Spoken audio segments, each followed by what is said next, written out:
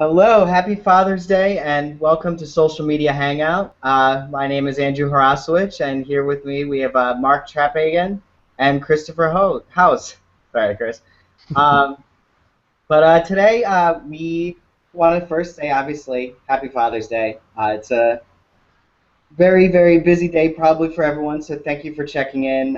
We know you have a lot of stuff to do, and we're honored that that's part of your day to listen to us yammer on about things. So to get started, Mark, you were over at SMX. Can you tell me what is that? That's some kind of acronym, right? SMX stands for Search Marketing Exchange, which I probably didn't know that until after I'd spoken at about three of them. But that's the conference wing of Third Door Media, which most people would know better as the company behind uh, Search Engine Land and Marketing Land, uh, two of the most famous, uh, probably search marketing publications, digital marketing publications online. Danny Sullivan is the well-known personality behind those, and usually is the figurehead, the runner at these conferences. So they do conferences all over the world, but in the U.S. they do basically four main ones each year. There's SMX West, SMX East, SMX Social Media in Las Vegas, and then there's SMX Advanced, which took place this last week and is always in Seattle. SMX Advanced is one they added a few years ago to their conference lineup, and as the name implies, it's meant to be at a little higher level than the other conferences. The other conferences will have a mix of content that will be everything from very basic 101 kind of content up through more advanced, but everything in advanced is supposed to be for the higher level. So advanced tends to attract a lot of representatives from maybe bigger brands, people who are a little farther along, and the caliber of speaker tends to be a little bit higher. So we had a good time there. Eric Enga and I were both out there doing Stone Temple Consulting. We did a sponsored lunch on Wednesday, I guess that was, which was basically we bought a lunchroom and got the ability to invite people who were at the conference, invite a select group of people to come in and hear about our approach, particularly to content marketing. And I was on a panel which was called Search or Social Media Tips for the Advanced Search Marketer. I was there with Lisa Williams and Michael King, Matt Salatra, and we had just a really good time. Our panel was a lot of fun this year because Lisa came up with the idea of us doing a Mad Men theme. And I'd never been on a themed panel before. So all of us had Mad Men themed slides for our presentations, and we even dressed in Mad Men characters to varying degrees. So it was a lot of fun. People, I think, really enjoyed it. Got the Talk of the Conference award probably, but a lot of great things there. And one of the things that happens at SMX Advanced more often than not is what they call a U&A instead of a Q&A with Matt Cutts from Google. It's a U&A because it's live there, and typically starts out with Danny Sullivan doing kind of a live interview on stage with Matt, and they start bringing in questions from the live audience. And it's always a great mix of Matt not answering questions and just joking, doing his best to answer as he can, as he is able to, representing Google. Being a largely SEO and search marketing audience, the questions can be very, very direct, and people basically want to know what are the ranking factors, and Matt will tell you he can't tell you those. So we try to get past those questions and get into some more interesting things. But Was that what you guys were wagering that game of pool on? Was that him and Eric? You saw that, yeah. Out of That him? was awesome. I've got videos. I need to get those processed and get them in a little better form up online. I will do that this next week. But at the final party, which was sponsored by Moz, which is at a place called The Garage that I've been to before. The Garage is this awesome bar on Broadway in Seattle. That is, as the name implies, it was an old car garage, car repair and place. It was a big building. It's now being converted into this bar that has these multiple rooms. They have bowling alleys, they have a karaoke room, they have pool tables, they got everything there. It's a huge place. So great party. And late in the evening, just when Eric and I were setting to get ready to leave, we ran across a pool table where Matt Cutts was taking on all comers, and we had Eric Enga versus Matt Cutts in pool. And let's just say that Eric's a good pool player, but he's a much better foosball player. So Matt won, as Google always does. Yeah, a lot of fun. Always great at these conferences to get out and see people like that. Awesome. No, it sounds like you had a great time. That's one that I hope to check out at some point. And I hope you're able to Nigel. He's joined us today. He's one of the moderators in our communities. Hello, Nigel. And maybe as we go through here, I'm going to look back through my notes. Maybe as we go through the Hangout today, I'll pop in with a few interesting tidbits, especially from what Matt had to share, because that's everybody always kind of hangs on the edge of their seat to see what Matt does. Usually 2 big public speeches a year at PubCon in Las Vegas. He does his State of Search, and then this UNA with Danny Sullivan at SMX Advanced, so the 2 that people look forward to, and he usually drops at least some hints of where Google is going in the next year or so. So I'll drop those in as we go. Nice. I just want some shout-outs. Todd Smith, Hayab, SMX, if you missed it the first time, it's Search Marketing Expo. Hey Zebra Studios, Denver, Profit, Sid Rust, thank you guys for checking in. Candice Marco, Lee Rickler, a bunch of people in here today. But yeah, sorry. Chris, heard there's some news in the Googleverse. Would you like to introduce what's been going on? Well, it was Google Plus My Business, and I think you were going to talk about that, weren't you? Yeah, I forgot what I was going to say. That no, I'm just kidding. The Google, I just don't like I don't like talking. I don't like hearing my own voice actually. As much as I talk on when I like commenting because I don't have to actually hear myself speak.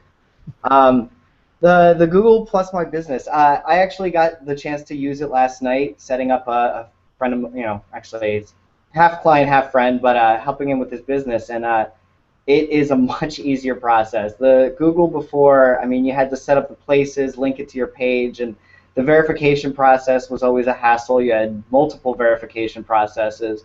This just combined everything into one. If you are starting your business, you don't have a listing, or you think there's a listing out there but it's incorrect, you can actually fix your listing and find out what's been going on. It's fantastic, I think. Brings everything together, your insights, your analytics. Hopefully they'll release a few more insights for Google Plus as far as tracking your top engagers or your biggest fans or people who share your post the most. That would be nice to see, but obviously there's circle count and other tools, Friends Plus Me, Steady Demand, and a lot of things you can use to keep track of that. But did anyone else have a chance of using that yet, or? Well, I think I wanted to comment, in a bigger perspective.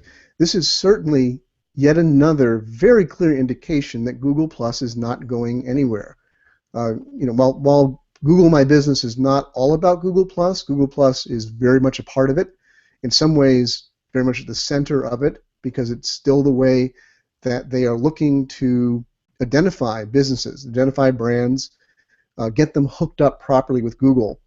And there was an interesting contrast at the same time that we hear so much about Facebook kind of having to go to a position where brands are having to pay more to get to their fans, to get to their reach on Facebook. Google is, we see in this, actually inviting brands to take more advantage of the organic reach.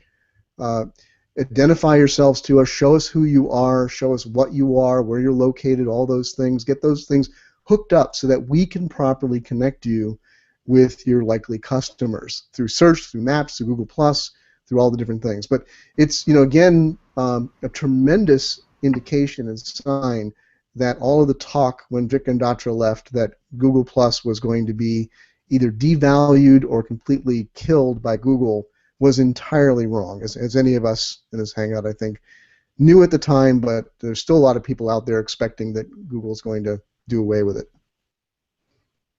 No, definitely. It's really telling. I mean, you can go up to a business and you literally show them, Google their business name and show them how their listing looks to, to an average person, and then show them Google a business that is active on Google Plus and see the difference in the listing, and they'll look at that and they'll say, oh my God, what have we been doing? It's Mm-hmm. it's simple. It works. And I'm kind of in a test right now with a local business that basically he has a very large competitor that's about 2 blocks away who's been active on his blog and on Facebook, but not on Google Plus, and he owns the top, basically the entire first page of Google for that area, with multiple listings and all that. And I'm going to show him that we can take over. Hopefully I'll have a good case study for you guys when we're done. Great. I can't give anything away now. Well, it's taken a long time, but what we see here is Google finally beginning to move toward what businesses have been asking for so long, which is, simpler, one-stop place to get set up on Google with the things. We all know how frustrating it's been to so many businesses, particularly local businesses. As you were saying at the beginning, Andrew, with all of the complications of how to get verified and different pages and automatic pages showing up and having a local page and a business brand page, and people were so confused. It's not all solved yet, but it's obvious that they are working hard to get to the place where it will be much easier for the average business person who doesn't have 14 hours to try to figure out how to get this all connected to get set up and get identified on Google. Yeah, no, it definitely it helps. I was telling some business owner friends of mine as well, like just spend 15 minutes, half hour, even if you only have that 10-15 minutes, just doing that every day, that will get you where you need to be, at least part of the way. But yeah, it's fantastic. I think it is much simplified. We'll see how fast the authorization postcard gets there. It's 2 weeks, but who knows? But yeah, so I guess what other we had a little trouble coming up with what was going on this week in the news, as far as we have a little bit of Facebook news. Facebook is basically going to be viewing your browsing history, to decide what ads to show. And this is something Google's been doing for a while, and it is interesting because Facebook said they weren't going to do that. And I don't know if anyone has any comments on that, or anyone really cares about that.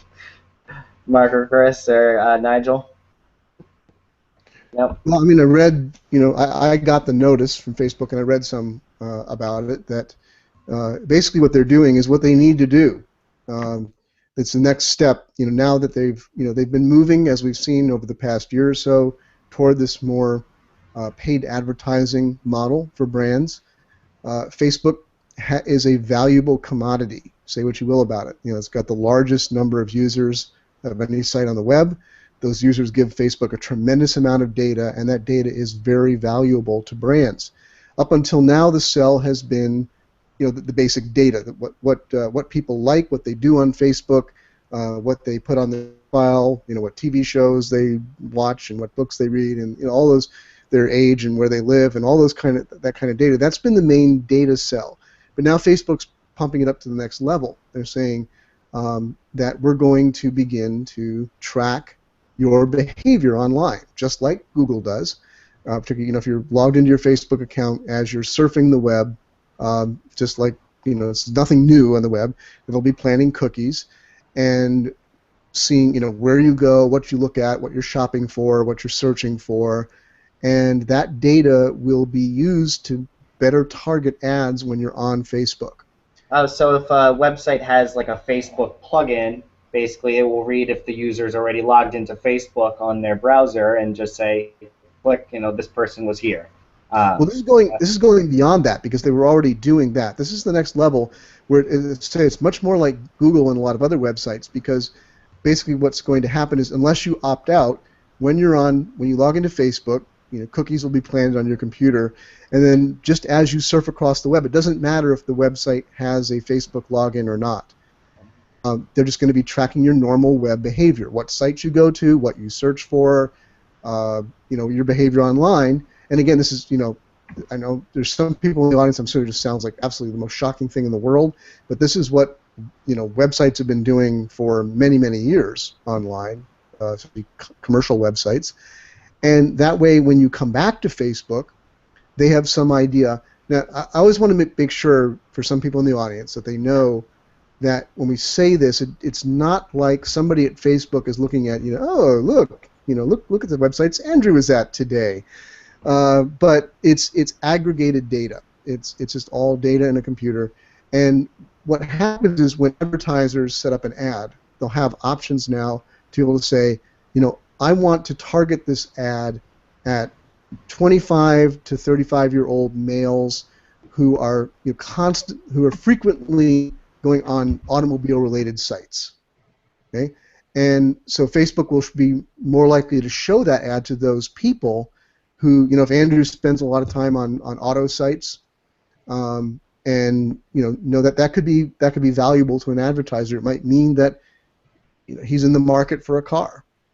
So that's the kind we're talking about. I think it would be interesting if they actually tracked for whether or not you actually purchase online. Like, let's say you're a user who habitually never orders anything online. Do you think they're going to continue showing you ads? Why? If they want to optimize for clicks, wouldn't it be smart to optimize then to the people that click the most? I don't know. I think Facebook already does that.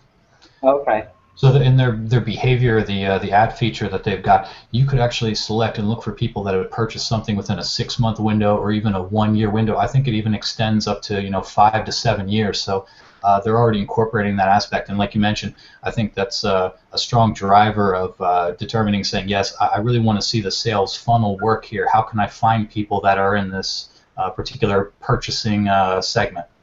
Well, there we go. So that's perfect. Thank you. I'm very glad Nigel's here then. But yeah, so it is something Google's been doing. The one thing that I just really kind of like Facebook shame is that they don't have a decent search at all. I mean, I know that would eat into their advertising budget because then people could find posts organically. I hate not being able to just search for something that I want. That's all I want. Yeah, that's a curious thing that the graph search, which was introduced, beginning of 2012 with such fanfare and was going to be the next big thing in search, you're not hearing much about it anymore. It's a category directory. I mean, that's it. You just call up a name that's on the list. It's not very. I mean, you can do those more complicated searches, but it doesn't. It just doesn't do what they kept touting it as. They were saying it was like a Google killer. Well, the person who dives into it is John Loomer. Say again? I think the only person that I know that really dives into that graph search and uses it effectively, and it's mostly for targeting competitors or trying to pick apart audience segments, is John Loomer. So right, but they've seen Facebook has seen the average user is not using it. Right. And I think they've had Facebook is in their favor, and I'm going to say I have a friend. I won't disclose his name, but I have a friend who works in a very high position at Facebook now, and he's a guy that I really admire and trust. And he moved from a very major brand where he was doing great things to Facebook because Facebook, he likes the culture there. They are a hacker culture. They're experimental. They will churn and burn things. They will spend a lot of time and money on something, and a year later say like, well, didn't work, on to the next thing. So, to a lot of us who watch social media very closely, that looks disastrous, looks like failure. To Facebook, it's just how they learn. And I think the things that we're seeing in the last few months in Facebook are indicating that Facebook is maturing and learning, okay, this is who we really are. We can't be everything. We're not the place. People don't go on Facebook to search for things. They go on Facebook for experiences. And so we serve we make more money and we serve our brands better if we keep getting better at serving them the user data that helps them target the right people with advertising. And I think the stuff we're seeing recently is concentrating a lot more on that than things like search. But that's the thing that I actually personally I think is ultimately killing. It's Facebook is still doing great. I'm not saying Facebook's dying in the next year. That's insane. But I think it will ultimately kill Facebook because they do seem to lean too much toward the marketing side. They're not. I don't remember the last time they really put out a feature that's great for people. Just for I don't know. Although you heard me comment. Moment, like Mark mentioned, they're evolving, but I think there's a lot of smart people that are driving that helm. Yeah, and I think again they've realized that they already have the largest user base of any site in the world, and they have a lot of data from those people, and that's where their real value is. Now you're right, Andrew, in that they can't squander that, and I think they know that. That was part of the point of my Marketing Land article this last week, which attracted some ire from some people, which I expected it would, where I said, I don't think that that Facebook is throttling the organic reach of brands in order to force people to do advertising. I think that would be stupid, and I think they're smarter than that. That I know that feels that way. I know especially a lot of small brands and nonprofits and things think like, I'm being throttled, I'm being forced, I'm being extorted. It's bait and switch. You gave me this. I admit I laughed. I did laugh when I read the Facebook response to whether they were like throttling the organic reach. They're like, no, you guys just post too much, and I laughed that it was just like a silly way to respond, but it's true. I mean, it's the same on Twitter too.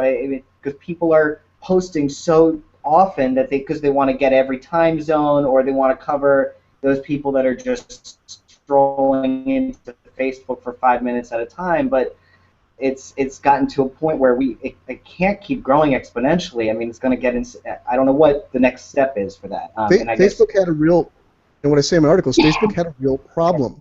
And the problem was that they could see, despite, I know, this is the comments that I get, even though I've said it in the article, I get the comments back from people saying, like, I want to see everything. If I like a brand, it means I want to see everything from their content. No, you don't. Or if you do, you are extremely unusual. And what anybody who's done psychological studies will tell you this is why I don't go much by surveys, because people will say they want one thing, but they will do something quite different in their actual behavior. And the Facebook's data was showing them that when there was too much branded content, even content from brands that people had liked, they'd chosen these brands supposedly, that people didn't like it, and that they would spend less time on Facebook. So that's the essential reason why they had to begin to throttle that back. Now the other end of the stick is we give brands, we sell our real value, which is we've got this incredible amount of data, and you can do some of the most highly targeted advertising that you can do anywhere on earth. You can do on Facebook, and now with the new tracking of people on their web habits, that's going to get even better and even bigger. And I think it's just the maturing of Facebook. They're seeing where their real value is, and they're trying to walk that delicate balance between getting something of value for the brands that makes Facebook money at the same time of keeping their users happy and active and on the site, because that's what they need. Really quick, Nigel, we had a question from Denver Prophet Jr. He was asking if you could elaborate for a minute about targeting people who make purchases, as far as are we able to track purchases from a specific person or anything like that? I think that was the question. For a nonprofit, that's kind of difficult. My understanding of nonprofits when it comes to purchase and targeting, I think we need to know more about the subject matter. That's his name, Denver Prophet. He wasn't asking about nonprofits. Oh, it's Denver Prophet. Okay. Yeah, that's his actual name.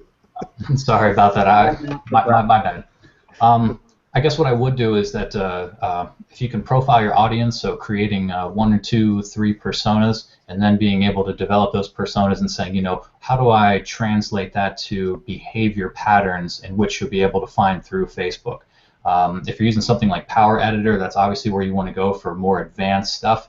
I would try to break it down by categories. So if you look a little bit at John Loomer's stuff, he did a great example of somebody who recently purchased a car, or if I was a car advertiser and I was going to be selling cars on Facebook, and there had to be, when you drill down to it, there was more than, I think, 100 options that were possible with how you could target a behavior on Facebook.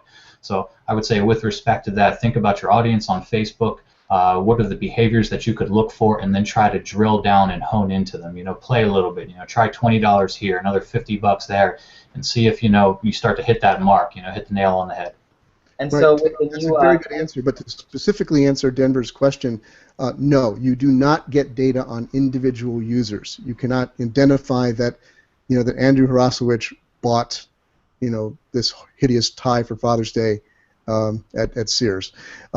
You don't get that kind of data. So what Nigel is telling you is correct. What you do get is you're saying, I want to have my ads seen by people who do buy this type of product or this kind of demographic, and you have a lot of things that you can adjust for. But it's always going to be generalized data. It's not specific. It's not personal. Advertisers do not have access. In fact, just as Google says, Facebook says that they don't see that data. It's purposely hidden from them. They can't go in and see Andrew bought such and such on such and such a date. It's just aggregated data in the general computer. So if you wanted to target dads, for example, you could even target people that have visited the AOL.com homepage recently, because they're bad joke. I haven't been there in years. I wanted years. a Father's Day joke. Oh no. I tried, but yeah. So I see a lot of people responding about Facebook. People get out about Facebook, whether it's against or for it. That's what I've noticed. Can I mention something quick about Facebook, Andrew? What's that? I believe that Facebook is so complex that you really almost need to be a professor today to really understand how the advertising works. And I think Facebook is making leaps and bounds in its simplification of advertising. But it really is, it's an entirely different school of thought when you think about people's behaviors from buying habits. They don't directly translate. The more you understand behaviors, I think the better Facebook works. But any kind of small business, even big businesses, I really subscribe to the train of thought. If you get people to come to your Facebook page, if you can reach them, try to find a way to be able to collect email addresses. So build an email list through Facebook. I think that's one of the best powerful marketing tools that you can leverage Facebook for. That is so good, Nigel, and it's good advice for anybody anywhere doing anything. You can't, I got a lot of comments from people after my article.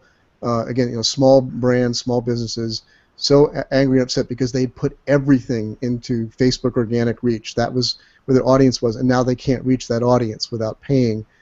And realize like if the smart ones, and I know smart ones that did this, did exactly what you said. They didn't assume that audience would be available to them forever, but they found ways to incentivize that audience to get onto their own, to make them their own audience, whether it's by an email list or other kind of sign up or bringing them into a community of their own outside of Facebook, whatever it takes to get that audience cued into you, so you still have them even if Facebook or Google Plus or Twitter or whatever you're building on goes away, or you don't have the access that you used to have.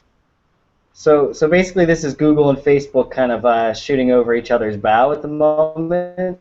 Google launching Google My Business, Facebook returning with the news just now. With tracking. Yeah, I don't think it's intentional because these things take months and months, sometimes years to develop. So I don't think it's like Google said Facebook's now. I'm sure they would love to be able to respond that quickly, but it doesn't happen that way. It is just kind of it's possible that Google pushed out Google My Business a little faster than maybe they intended to respond to some of that. But I do imagine, when I imagine Facebook, I imagine Mark sitting on a giant chair with a big stamp of yes or no, and then it just gets done. That's it. Zuckerberg, not me. Right, Zuckerberg. But no, so that's let's see. I can touch a little bit on the Google Plus business. As a matter of fact, actually, just this week I was setting up a local medical center. I was doing their online search listings, and it was the first one that I've done in a while. And the seamlessness, the process on behalf of Google. So before I had to go and create the business listing, and then the page was a separate entity. Sometimes there were double listings. People were confused. A lot of clients were like, I don't understand what's the difference, and it was difficult to explain. Now, actually, I mean, once I did the phone verification for the business, I mean, it was an instant connection right to the page, and now I've got insights behind it. I mean, it gives me a lot of information, plus everything's in a nice dashboard-like setup. So it is, I mean, actually, I hope more of online search listings would move to a format like that. It was very seamless. The integration was great. Like, we've been waiting long enough, though, I guess. Nice. Yeah, I had to do the mail verification for a different business, which you know, it kind of sucks. But because they have a phone, but it's a automated answering service type thing. So but no, Nigel, it was just seamless. Sorry, Mark. I just want to ask a question that caught my ear. They brought back the phone verification? Say Nigel, again, Mark, what about the phone verification? they brought it back? I mean, it was instant. So actually, I went into the office and did it, you know, in a couple clicks. That's great, because I used to do that, and then it was for 2 or 3 years, it was gone. You could only do the Mail postcard. only for a long time. But so right, if you do have a proper office line and address, you know, you're not working out of a virtual office kind of deal, or you know, if you have a physical storefront, it's easy, it's simple, you're done. I mean, in a day. I know what you were talking about now, Mark. Actually, some businesses that I have set up, probably going back a year, I did a good dozen that I had, and ones that actually weren't listed. So I guess Google had a hard time verifying, saying, you know, we couldn't find any traces of them anywhere else, so I don't really know. And then the postcard method was the only method that I could use. There was a couple of them. Yeah, if you've never done anything online before and your business has no footprint whatsoever, Google has nothing to go off of, so they have to send you something. Because anyone could put any phone number in. I could be in Nigeria and put in a U.S. phone number and get a phone call in there. Okay. Well, it's just great to hear overall the process is much smoother and streamlined. That's fantastic. You know, that's what businesses have been asking for years now. So it's great to see that happening. I definitely cannot stop saying good things about it. It was nice. I can bring in some more from Matt Cutts at SMX if we're ready, or let's. Perfect time, though. Okay, my comment tracker's not updating, so I don't know what people are asking. Yeah, I've been trying to just follow it on the event page instead. I thought it was working, not now. Okay, one of the things be interested in the social media audience and people that follow me would be the concept of author rank, author authority. Somebody asked Matt directly about that, as they usually do at these things, and Matt's answer was pretty typical. Matt Cutts. He says he said he couldn't get into that specifically, but the long-term trend is that they'll use that data more. And so Danny Sullivan asked him, you know, specifically, aren't you using that now? And Matt said, I'm a big fan of the idea behind author rank. You know, I'd like to see it. He said, you know, again, he said the same thing that I've been hearing him say for a year now, over a year now, which is he uses the same example all the time. He did it with Danny Sullivan sitting there, but even when Danny's not there, he uses Danny as the example. He said, it'd be nice if years from now I was searching for something about, you know, SEO, and content by Danny Sullivan came up more frequently, because we all know that Danny Sullivan is a very trusted authority on that topic. But he, you know, seems to be wanting to make it clear that they're still a ways off from doing that. So the long term is we'll use that data more, or using it now. He said, you know, it's a difficult problem to solve. That's something else I've been saying all along. It's more difficult for Google to verify the usefulness of that data than people think. And he said, you know, we're open to looking at all sorts of signals, but he's not going to say that any particular signal works. So just where I'm at on that right now is I'm still holding with, you know, the position I've had for the last several months, which is that they are using author data in some simple ways as a qualifying factor, not as a ranking factor. By a qualifying factor, I mean that it will possibly make you more likely to show up for certain search features. The one that they have definitely confirmed to us is in-depth articles. But even there, everything we're seeing indicates that any kind of author score, author trust is a minor consideration. It's still heavily weighted toward the domain authority of the site, the trust of the site with Google, the site name, those kinds of things. So the other thing, where I think it's frankly in use is in the now that they've tightened up who gets an author photo or not in search, because they have said that. They've said, John Mueller from Google said that there is they look at some kind of factor of the, how much do we trust this author across all of his or her content across the web. So, I think they've been using it in that way a little bit, but they've been pretty steadfast that it's not yet a ranking factor, and that just continued to be borne out by Matt at SMX. Now, I did want to jump back really quick because I fixed off Comment Tracker. Apparently, I didn't share the right source in there. But we had another question from Denver Prophet Jr. So I wish Google for Your Business would bring back associated YouTube videos on maps. That was a fantastic feature. All I see now are photos. I actually did not notice being able to set up an associated video, but something I did notice, which is awesome, and I'm going to go do one with my Android phone on Wednesday, is a walkthrough, or what was the term for it, Nigel? I think it's walkthrough? No, guided tour. Sorry, Yeah, guided tour.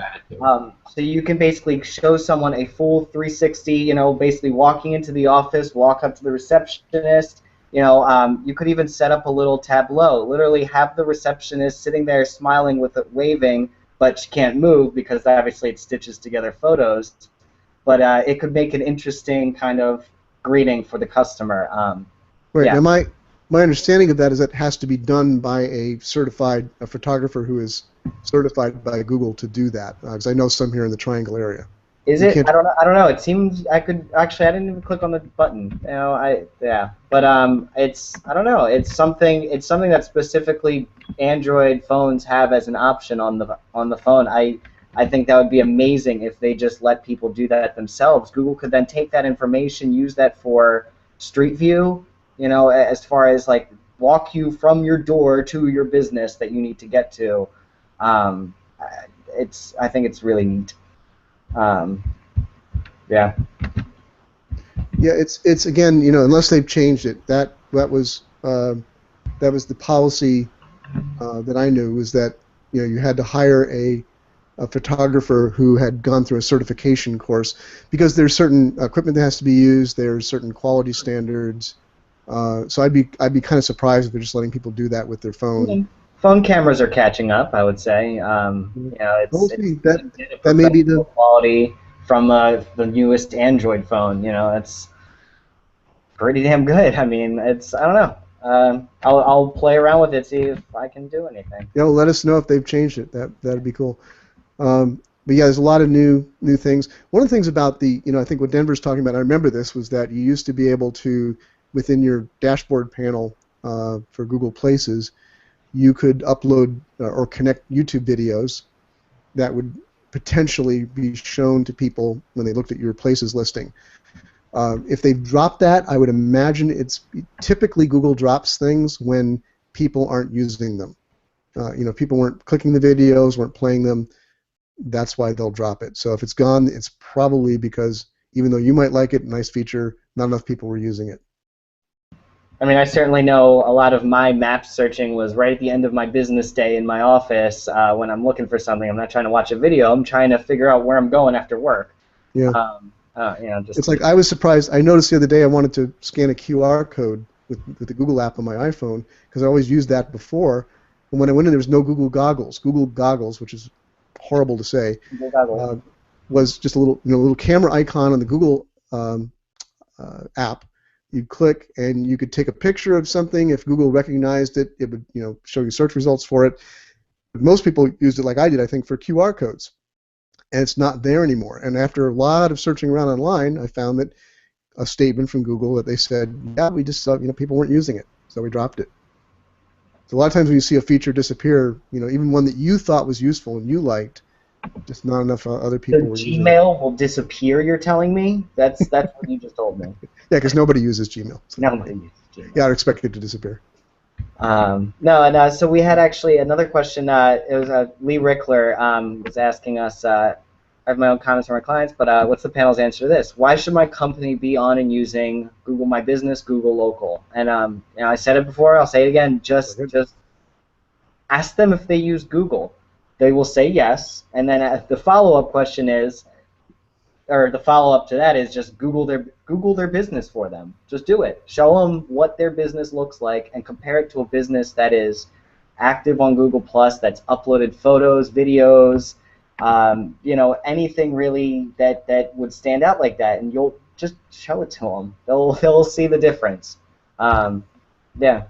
Yeah, I think there's two things here. First, the business has to understand the value of search, and the value of search is that search is where people go when they're in the moment of intent. They either want to know more about something, or they're ready to take some action, and they want to know, where should I do it? And if that action is a purchase, they're ready to buy something, or they're ready to get more informed to buy something, they quite often go to search. So you want to be there when those people are searching, and especially if you're a local business, you want to be showing up when people are saying, I'm going on a trip to Seattle. I'm going to be in this neighborhood in Seattle. What's the best hotels that I can afford? You want to be showing up for that if that's your business. So the second thing that I say is it's so hard.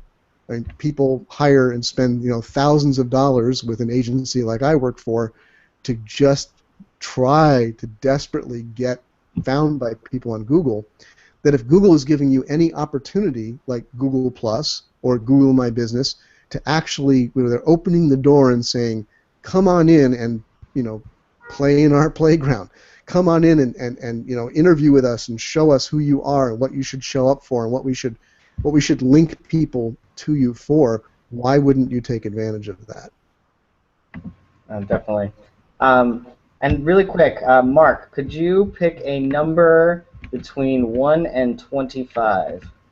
Oh, okay. I'm deciding someone's eternal fate here. Let me see. Number between 1 and 25. Let's go with 17. 17. I know he wanted. I know exactly what he wants. Wade Harmon is the winner of the Chromecast. Oh boy, people are going to think that was collusion. Wade's a good friend. I did not know Wade's number. It was not his relationships. It was just damn luck. it was totally because I'm watching through old episodes of 30 Rock last night, or the last several days, and last night was the one where Liz Lemon gets up in a karaoke club and sings the song 17 by Janice Ian and bums everybody out. So that's the only reason that number was in my mind. Nice. No, it's I had it was just a listing in Excel of all the people with numbers, and Mark had no idea who was what. And Nigel, could you pick a second number for us? 1 to 25, except for 17. 22. 22. Kristen Drysdale. You have won Semantic Search by David Amerland. An amazing read, and I will be mailing that to you myself. I have a strong feeling that Kristen probably already has that book, but might now have to gift it. We won't blame you, Kristen, but feel free to use that on your own Hangout, or that's re-gift to another viewer. You can run your own little contest. And Troy, where is the? Oh, hold on. Wonder where Chris went anyway. I think he left a comment for us that he had to run out, but okay. We miss you, Chris. So we do need a third winner. If I can't pick a third number, so Mark, could you pick another number for us? Let's go with whenever anybody ever does this thing where it's pick a number between one and certain numbers, the people on the end always lose out because you never pick those numbers. So I'm gonna pick number 1. Number 1, Cradle Translations. Cradle Translations. All of your translation needs, I suppose. We'll send out a little Google gift pack. We have some fun little Google swag to send over to you. So I will be in touch with you guys on either Facebook or Google+. You guys shared it on both networks. Thank you. And thank you to everyone who shared. There's too many to list out all of the names because I'll be talking for a long time. But we do have a that's not a that's actually Nigel in the chat. Did we get on that question, Mark, that was in the chat? with respect to Google authorship with respect to business that want to get started and leverage it from a beginner standpoint? That's a very big question, but to try to not take up too much time with it, I'm a big preacher of that. I think brands and businesses should be using it simply because I think that that if possible, you should be leveraging people within your own business, or people who are associated with your business, who have some expertise in your area, who can build a reputation, simply because people will trust people long before they'll trust a brand logo. And what Google Authorship gives the opportunity to do is to put a face on content and say, this content is associated with our brand, and you're seeing this person again and again. When you're doing searches, they turn up with the authoritative answer. They're the one that helps you, and pretty soon you want to get to know that person. You begin to follow them on Google Plus or other social media. You're going to figure out they're associated with a certain brand, and that's going to, that trust that you have for them is going to filter over to the brand. We've seen this. This is what I've done with my previous agency, and now with Stone Temple, is what people come and say. I'm looking for a search marketing agency. There's so many out there to choose from. I don't know who to choose, but Mark's never steered me wrong. His content again and again has been the answer to my questions, or he's really helped me, or Eric has, or whatever. So, I'm going to give you guys my business. It really does work. So on a very simple level, I think that's the value of it for a business or a brand. Get people who have an identity online, who've built trust, authority, relevance to people associated with your business. I think it's very powerful. So it's basically an unmeasured, subjective author rank? Well, yeah, because I don't, again, Google, and I believe them because it bears up by my own testing. Google has been saying, when asked, Google representatives have been saying consistently that it is not yet a direct ranking factor, that we're not using author data to change search results, outside of possibly personalized. I think you're talking about the general search results. Now, there is a sort of author rank, without getting into too much of a tangent here, I think within personalized search, because somebody who, particularly within Google Plus, is building a very authoritative profile. When you're logged in and you're searching on Google, they are going to have more effect on your search results. When you're searching for things relevant that they've talked about, or they've recommended, or they've they've plus one, they've commented on, they've reshared, that content is we know that happens. That gets pushed higher.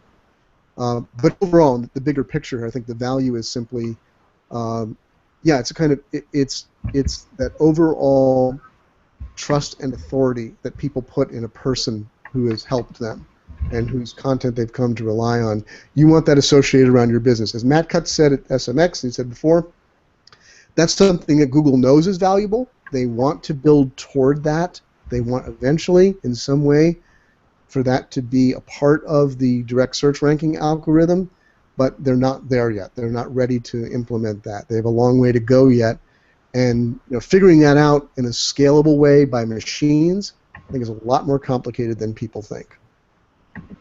But it works in the real world. To say this, that as humans, it's not as hard for us. We're not always accurate about it, but it's the fact that we do over time. You all know. There's people within Google Plus whom you just trust more than other people, especially on certain topics. There's people that you're going to turn to first when you have a question about something, because you say, oh, Nigel knows about that. I'm going to go ask him. Or you're going to tell other people, like, oh, you have that kind of question. You should look at this article that Nigel wrote. That really, really works, and you want that around your brand.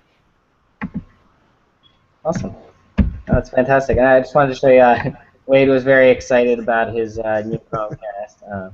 He's super happy. You're welcome, Wade. This is I seem to keep helping you out, even sometimes without even trying. Sometimes just out of the randomness of the universe, I help Wade Harmon out. And look, he's over here checking in with his page as well. That's good. It's the way to do it.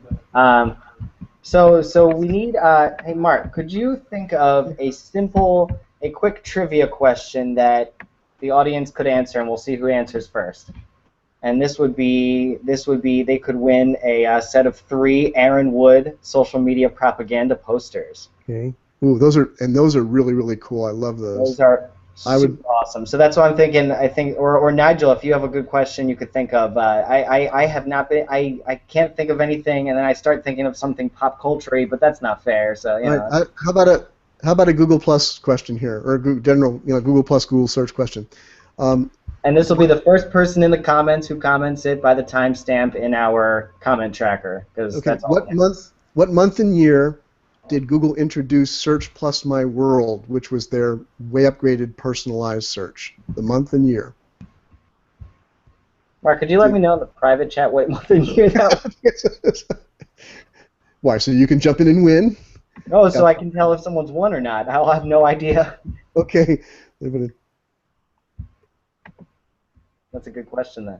Okay, I've locked in my answer. Dun, dun, dun, dun, dun, dun, dun. I've just figured out comment tracker. I don't have sound effects just yet. Yeah. Do we have someone who could answer that question for us? Wait and see. I guess in the meantime, and what was the question one more time? Actually, let's repeat it one more time. Repeat the question. In what month and year, we might have to make it simpler in a moment if nobody answers, but in what month and year did Google introduce Search Plus Your World, which was their super upgraded personalized search that we have today? And if no one answers during the show, it's all right. We'll get the first person in the event who answers. Someone who's watching it, go to the event page on Google+, smhangout.com/live, and you will go automatically be forwarded to the Google Plus page where you can answer. And almost. Okay. Do you want to put out another question that might be easier? Hold on. Let's see. We were very close with a comment there from Lee, but not quite the same answer as what Mark said. What was Lee's answer? We have Lee. Oh no, yeah, no, that's actually way off. Yep. But anyway, so in the meantime, we do have 2 other things we can give away. We have a free month from Friends Plus Me, and we have a free month of Steady Demand. So I think it would be appropriate to get maybe another Google Plus question for, well, either one actually. They're both appropriate for Google Plus. But yeah, if maybe we can give away Steady Demand first, as there are. Okay, how about this? Google Plus's 3rd birthday is coming up very soon. What's the date? What's the date of Google Plus's birthday? The day that Google Plus was born. It's coming up soon. Oh, there we go. Lee Rickler wins himself some social media posters. As a close enough answer. It was actually, you going to give it to him? What was Let's that? give it to him. In the chat? It was January of 2012. Oh yeah, let's all give it to him. Yeah, let's give it to him. He's actively answering. Oh wait, no, sorry. Oh crap, comment tracker. Comment tracker. Todd Smith actually did chime in before Lee Rickler did, and he had the correct answer. Sorry, Lee. I got you excited. Todd Smith, January. Yep. Well, that's it. Sorry, Lee. We have 2 viewers that are active. No, we have a bunch of viewers in here today. That's awesome. But yeah, so our second question, it was Google's 3rd birthday is coming up. When is that? That was the question. Yep. So anyone, if no one answers now, what do we have here? I put the answer in the chat in case you didn't have it. June 2005. Praveen tried. He went for the guesstimate. We're looking for the date. It's 3 years. We already told you that part, so it's 2011. But what's the date? It is in June because it said it's coming up. Okay, math. It's all right, Praveen. Giving you a hard time. But we're just trying to finish up. Hey, first person who can cheat and Google it. Google is a tool. I wholeheartedly believe in Google as being a tool. If you know how to use the tools properly, you know everything. Now Denver Prophet's just giving us random Google facts. I think he's trying to put answers in advance, anticipating what questions we might ask. There you go. Wait, so we have a few more answers in here, loading in here. Go back to what? Saying too many dates at once. Oh. Yeah, now we are getting, there we go. Yeah. Yes, in 1997, Google.com was registered. There you go. How did you know? That was a good next question. He is a prophet after all. All right. And so we need a third question. Let's Nigel, do you have one? I should have one, but I didn't get that far in the planning.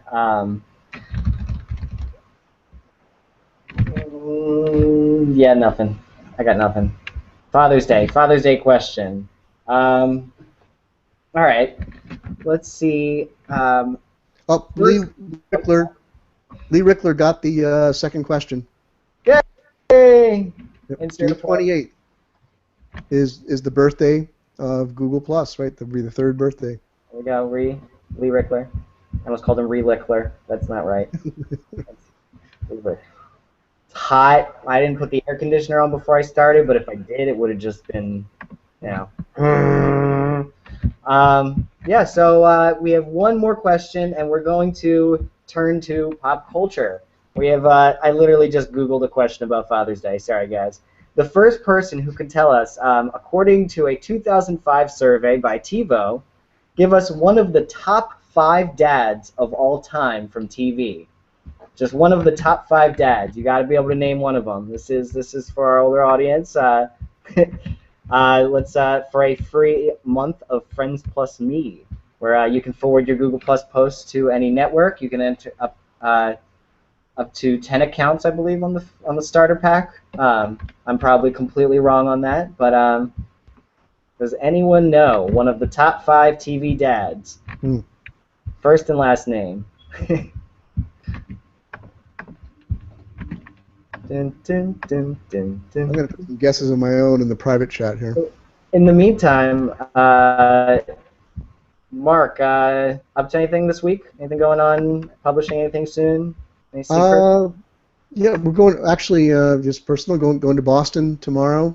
Stone Temple Consulting has our annual company meeting, so all of our people from all over the country are coming into Boston for that. We'll be having our New England Google Plus meetup, which we normally have monthly on a Tuesday night, will be on a Thursday night this week. So if you're in the New England area, just search online for New England Google Plus Meetup. You'll get our page and RSVP, and we'd love to have you come on out. We're going to have Martin Shervington speaking to us via Google Hangout to the live group at Stone Temple headquarters. Oh, and I'm sorry, you need the character's name. I want to see the character's name. Anyone can pick the actor. Oh, okay. Let's see who's an old TV fan, because you know how those TiVo skew, the TV surveys are a little skewed. If it was a survey of the internet, it'd be Peter Griffin and Homer Simpson. Yep. Mark wins. No, I'm just kidding. Mark can't win. Is that right? Is that one of them? The one I just put in the private chat? Yep. John Actually, Travolta? that is number 1, actually. Okay. So let me just say, some of you out there were close, but you need the character name. That's harder. Elena Beltrami put John Travolta as a TV dad? He would make the worst TV dad ever. Gosh. Ted Bundy. Yeah, that'd be a great one. No, he's actually not on the list. Or no, sorry, not Ted Bundy. The Denver said Fred McMurray, Steve Douglas from My Three Sons. Yeah, not in the top 10. In my childhood, that would have definitely been one of the answers. And kudos to you for knowing the character name there, Steve Douglas. Oh, there we go. I'm that's still making me laugh. Was pointing out for Ted Bundy. It's a great answer, but probably not one of the top TV dads. I think he already has a Friends Plus Me membership. All right, so no, we'll leave that for the comments. We should be finishing up. I think, hold on. I think Sid Rust, in my stream, I'm seeing Sid Rust, I think, just got one of them. It hasn't updated for me. What was his? His answer is Huxtable. Yes, there we go. Yep. Yay. Oh, there we go. Now I see it. There we go. I think in the interest of ending the show, yes, that is acceptable spelling of Huxtable. Thank you so much for watching, Sid, and for taking part. Yeah, it was a little slow there at the end, but we had our we did have a more, not that Nigel isn't special. Nigel, you are very special, and actually, we'd love to have you every week. Your insights on Facebook are definitely much needed on the show. Absolutely. That would be awesome to have you. So anytime you can make it. But we were supposed to have some special guests, but they did fall through. But we will be scheduling that a little bit more in advance and I'll be getting them to verify before I launch the event page that they will be actually on the show. But it's going to be a really cool event. I just don't want to tell you anything just yet, but it's going to be awesome. So yeah, thank you everyone for coming out. Thank you, Mark. Thank you, Nigel. And did you guys have any last words? No? I don't know. No? No. Nope. Bye, guys. Hi, everybody. Happy Father's Day. Happy Yeah. Father's Day.